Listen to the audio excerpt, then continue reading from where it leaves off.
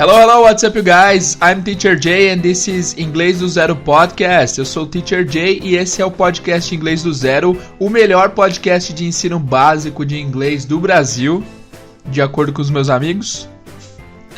E hoje a gente vai fazer um episódio meio aleatório, não tem muita coisa a dizer, então eu apertei o play aqui e vamos ver o que sai, né? Beleza? Então, sem planos, hoje vamos só aproveitar um pouco desse episódio.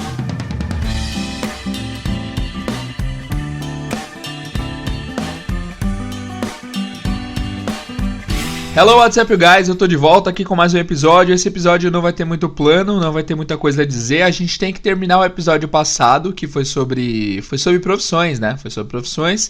Nós fizemos aquele episódio, eu falei que eu ia perguntar como... Eu falei que eu ia ensinar como dizer a sua profissão e como perguntar qual é a profissão dos outros. Nesse episódio eu vou explicar isso rapidamente, mas vai ser bem rápido, então o restante do episódio vai ser meio aleatório mesmo. Fechou? Vamos lá, então. Bom, vamos lá. Pra você falar a sua profissão, se você não lembra quais foram as profissões, eu não vou rever aqui, eu não vou repassar, porque você pode ouvir no episódio anterior, né? Mas eu vou te dizer como que você fala a sua profissão, né? Em português a gente fala, por exemplo, eu sou professor. Em inglês você tem que falar eu sou um professor. Tem que sempre usar o artigo a, o artigo a, né? Que é um e uma em inglês. Então não vai ser I am teacher, vai ser I am a teacher. I am a teacher, I am a lawyer, I am a baker, I am an engineer. Lembrando que esse artigo a, que significa um e uma, quando ele vem antes de uma vogal, ele vira o an, né? Então, I am a doctor, I am a teacher. Mas engenheiro, por exemplo, que começa com E, você vai falar I am an engineer. I am an engineer. Isso acontece no inglês só por questão de fluidez da frase mesmo. Se você falar, por exemplo, a banana, uma banana, a car, um carro. Mas se você for falar uma maçã, por exemplo, vai ser an apple. An apple. Porque se você for falar a apple, você começa a fazer o A com a sua garganta e você tem que interromper o A para depois começar o outro A. Então isso é meio desconfortável. Vai ser tipo a apple, a apple, a apple. Se você falar an apple, soa muito mais fluido. A banana, tranquilo. Isso aí não precisa... Quando tem uma consoante, há essa quebra natural do fluxo da sua fala, tá? Então é por isso, é só questão de fluidez mesmo. Então, an apple, an orange... Soa muito melhor quando a gente usa o an antes de vogal. Soa melhor e é a regra, tá? Você tem que usar o an mesmo antes de vogal. Ok? Voltando então. I am a teacher, I am a doctor, I am an engineer, I am an accountant, I am an accountant. E teve várias profissões que a gente cobriu aí. Teve até umas profissões que vocês mandaram no Instagram que a gente também verificou como dizer. Se você tem dúvida, volta lá no último episódio que tem bastante coisa a esse respeito, ok? Agora eu vou abordar algumas perguntas que você pode fazer para saber o que a pessoa faz. Há várias opções, beleza? Primeira delas é What do you do? What do you do? Essa frase aqui, se eu não me engano, nós já vimos lá no episódio de Do e Does, mas de qualquer forma, What do you do significa o que você faz. Lembre-se que nessa frase tem dois do's, tem What do you do? Só que esses dois do's não são o mesmo. O primeiro do, antes do you, é o verbo auxiliar. Você usa ele para fazer perguntas, certo? Eu acho que eu vou refazer um episódio a esse respeito de Do e Does, porque eu notei que vários alunos meus têm esse problema, têm essa dúvida, então é um episódio que vale a pena ser repetido de outra forma, né? Então, what do you do? Esse do antes do you é o verbo auxiliar. Por quê? Não há perguntas em inglês sem verbo auxiliar. Tem que haver o verbo auxiliar, beleza? Então, nesse caso aqui, o verbo auxiliar é o do porque é o presente. O do é sempre... O do e o does são usados para fazer pergunta no presente. Com uma exceção. Qual é a exceção? Quando há o verbo to be, você não precisa do do e do does. Digamos que eu quero perguntar o que você está fazendo. Essa frase é presente. Mas tem a palavra está, tem o verbo to be. Então é What are you doing? Agora, o que você faz, que também é presente, não vai ser preciso usar o verbo to be porque não tem o verbo ser e estar na frase. O que você faz vai ter que ser what you do. Só que what you do não tem o verbo auxiliar, concorda? What you do é o que você faz literalmente. Por isso que o do entra antes do you para ajudar como pergunta. What do you do? Ficou claro? Vocês têm dúvida enquanto a isso? Isso aí é um assunto bem importante, mas eu prometo que eu vou dedicar um episódio só para isso. Para explicar isso melhor. Já foi explicado, mas eu vou tentar enfatizar um pouco melhor para que vocês não tenham dúvidas. What do you do? O que você faz? Quando alguém pergunta o que você faz, não é tipo, eu faço yoga, eu faço a unha, eu faço crossfit, nada disso. What do you do é o que você faz profissionalmente. Sempre que você vira essa pergunta é porque a pessoa quer saber profissionalmente o que você faz, né? Então, por exemplo, what do you do? I am a teacher. What do you do? Aí você responde, I am a ou I am an. Beleza? Boa. A outra opção de pergunta é what's your job? What's your job? What's your job? Qual que é seu emprego? What's your job? Aliás, vamos falar rapidamente da diferença entre job e work. Muitas pessoas confundem essas duas palavras, né? Ambas significam trabalho entre aspas, porque há uma diferença crucial. Job é emprego e work é o verbo trabalhar. Você não pode falar, por exemplo, eu tenho I have a work. I have a work não funciona, não é eu tenho um trabalho. Eu tenho um trabalho é I have a job, ok? O work é sempre o verbo trabalhar. Ficou claro? Então, por exemplo, você não pode falar, por exemplo, se você quer falar, vou falar duas frases aqui. Eu tenho um bom emprego. Eu tenho um bom trabalho. O problema é que em português a gente meio que usa em paralelo trabalho e emprego, né? Trabalho e emprego, eu tenho trabalho, eu tenho emprego, parece frases similares. Mas em inglês não. Você não pode falar I have a good work. Porque work é o verbo trabalho. É o verbo trabalhar. Você tem que falar I have a good job. E a frase, eu trabalho no supermercado. Vai ser I work in the supermarket. E não I job. Porque job não é verbo. Job é um emprego. Certo? É isso, a diferença é básica. Job é o emprego. Certo? É o seu trabalho. Mas não é verbo, não se conjuga. O work é o verbo trabalhar e se conjuga. E outra coisa, é possível você, por exemplo, no meu caso eu sou autônomo. Eu não tenho um emprego. I don't have a job. Mas eu trabalho. But I work. Certo? Então eu não posso falar my job is to be a teacher. Eu vou falar que I work as a teacher. Então, eu não tenho emprego fixo, eu não sou empregado de nenhuma empresa me emprega, mas eu trabalho pra caramba, eu tenho trabalho, né?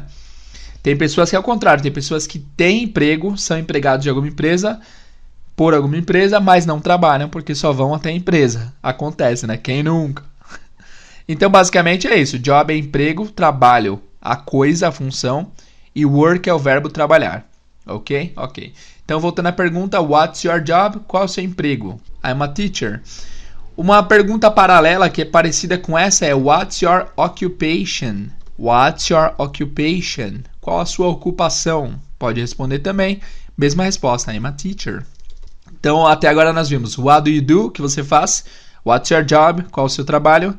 What's your occupation? Qual a sua ocupação? Qual o seu emprego também? E por último eu vou deixar mais difícil, que é what do you work with? What do you work with?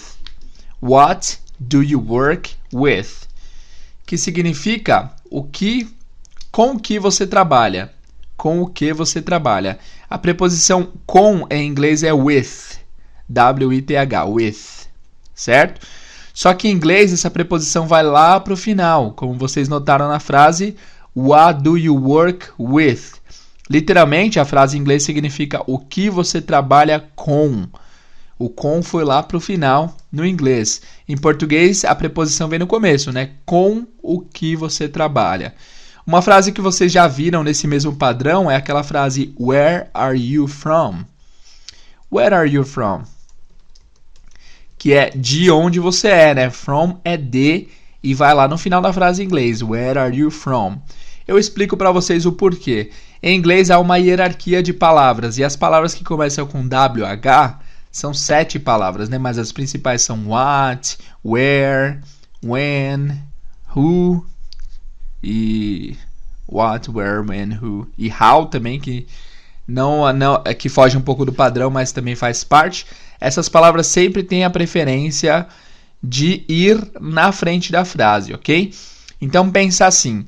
Essas WH words, essas palavras com WH, quando elas estão presentes na frase, a preposição tem tanto medo delas que ela foge lá para o final da frase. As WH words são tão poderosas que as preposições ficam com medo e vão lá para o final da frase, certo? Então, quando você quiser falar uma preposição no começo do português, e se tiver uma WH word, geralmente vai lá para o final.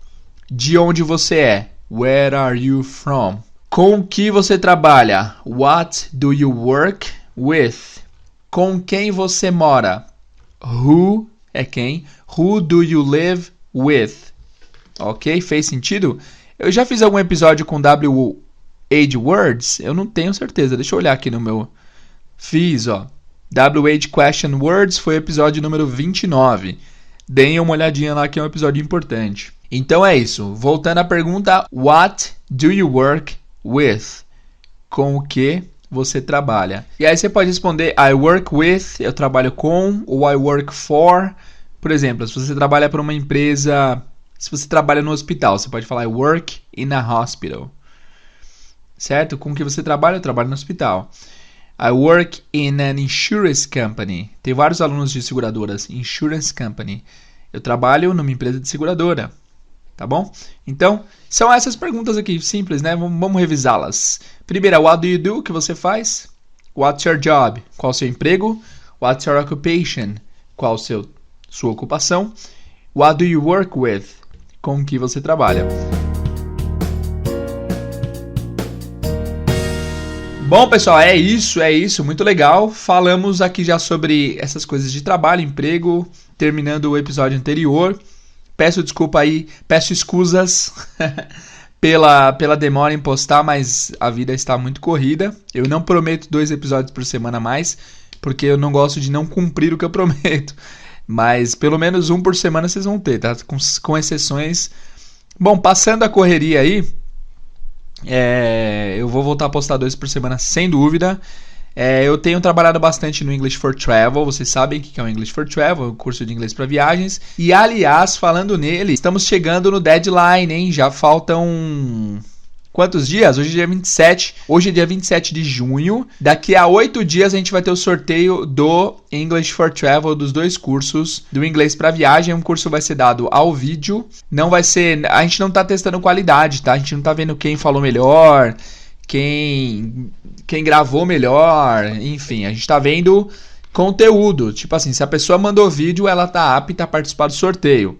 Eu vou gravar o sorteio e tudo. Se a pessoa mandou áudio, ela tá apta a participar do sorteio. Eu vou sortear um pro áudio, sortear um pro vídeo e vocês vão adquirir o English for Travel. O English for Travel é um curso de inglês para viagens completo. Eu não vou fazer propaganda dele aqui agora porque ele está fechado. Mês que vem abriremos o e vocês vão ter a oportunidade de comprá-lo. O preço normal é R$570, porque eu entendi pelas contas que eu fiz que para você aprender todo o conteúdo que tem naquele livro, você demoraria no mínimo 6 meses numa escola de inglês normal, no mínimo do mínimo do mínimo. E 6 meses numa escola normal dá por volta de R$2.000 e poucos. Eu tenho um número exato em algum lugar aqui, eu não vou procurar agora para não perder tempo. Então R$570 é um preço muito justo, que você pagaria muito menos do que numa escola de inglês, né? E também você tem acesso imediato e vitalício ao curso. Você não precisa se deslocar da sua casa para você adquirir o curso, você pode estudar de casa mesmo. São 41 vídeos, tem o livro, tem vídeos especiais.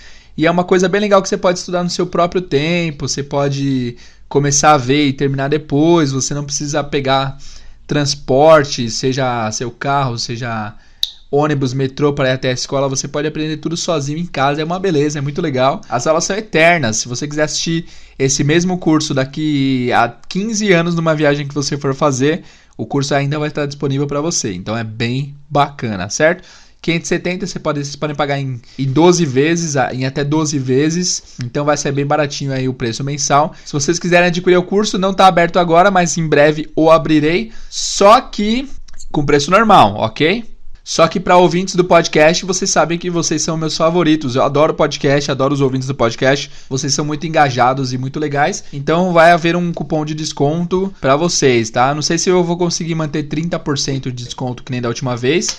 mas no mínimo 20% eu consigo liberar de desconto pra vocês, beleza? Então vocês vão pagar menos do que as outras pessoas. Vocês podem até ir nas minhas outras redes sociais pra vocês verem que realmente eu tô vendendo ao preço que eu falei aqui, R$570. Vocês vão pagar menos se vocês quiserem comprar, beleza? Então é isso, o sorteio do English for Travel no dia 5 de julho. Eu vou fazer um videozinho lá pro Instagram pra divulgar os vencedores, ok? É isso, Jader, é isso por hoje? Acho que é isso por hoje, né? Bom, qualquer dúvida, qualquer reclamação, elogio, vocês podem mandar um e-mail para inglesdozero@outlook.com. Sigam a gente nas nossas redes sociais, instagram.com/inglesdozero-podcast.